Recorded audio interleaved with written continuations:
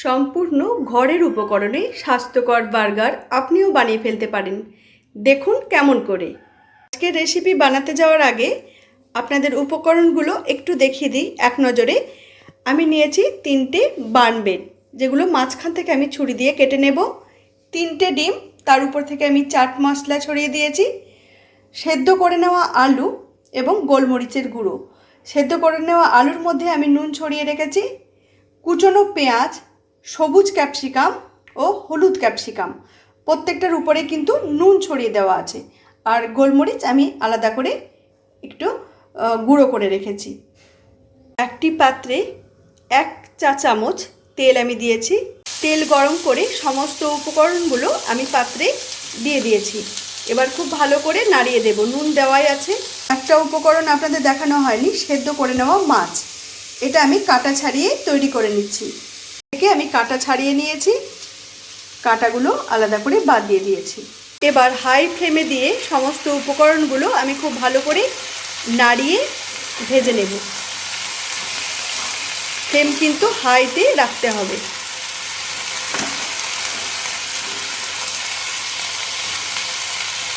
সমস্ত উপকরণগুলো খুব ভালো করে নাড়িয়ে দিয়ে উপর থেকে ছড়িয়ে দিয়েছি গোলমরিচ।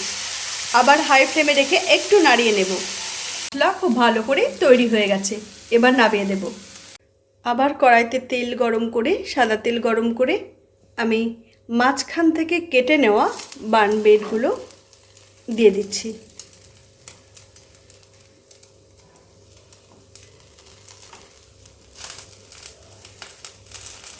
খুব ভালো করে ভেজে নেব।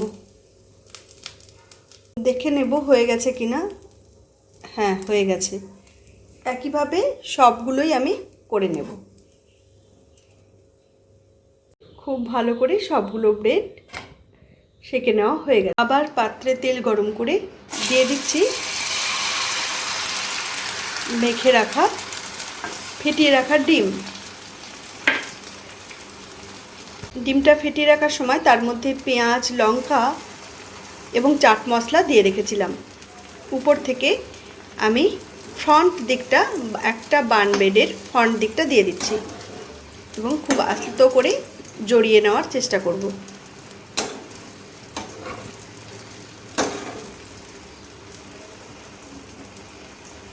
চেপে চেপে জড়িয়ে নেব। সামনের দিকটা ডিমের একটা কাভার দিয়ে দিয়েছি এবং অপর পিঠটা একটু ফ্রাই হতে দিয়েছি। এবার কিন্তু এটা তুলে নেব। একইভাবে সবগুলো ব্রেডের ফ্রন্টটা আমি ডিমের একটা প্রলেপ দিয়ে দেব।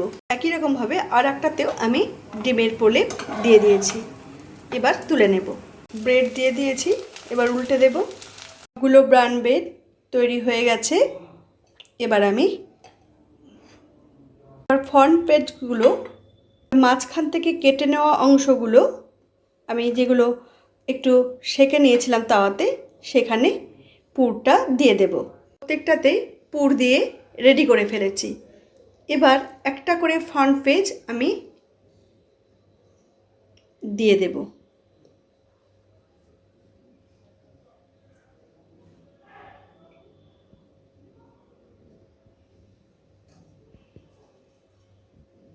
শুধুই বসিয়ে দেওয়া।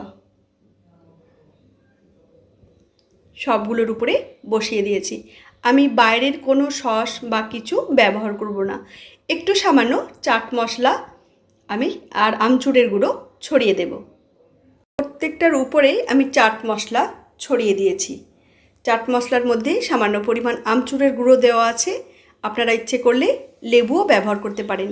বাইরের কোনো সস বা বাইরের কোনো রকম মশলাজাত দ্রব্য ছাড়াই তৈরি হয়ে গেল আমাদের দারুণ একটি স্ন্যাক্স। তো স্টেপগুলো যদি পরপর আপনারা করতে থাকেন, কোনো স্টেপ স্কিপ না করে, অতীব চমৎকার খেতে বাইরের বার্গার আর খেতে ইচ্ছে করবে না। আর সবথেকে যে সস বা যা কিছুই বলুন বাইরের, তার মধ্যে কি থাকে, তার মধ্যে সত্যিই একটা জিজ্ঞাসা চিহ্ন থেকে যায়। এখানে ভয়মুক্ত একটি স্ন্যাক্স, কোনো ভয় নেই। এখানেই শেষ করছি। আবার দেখা হবে নতুন কোনো রেসিপি নিয়ে পরের ভিডিওতে।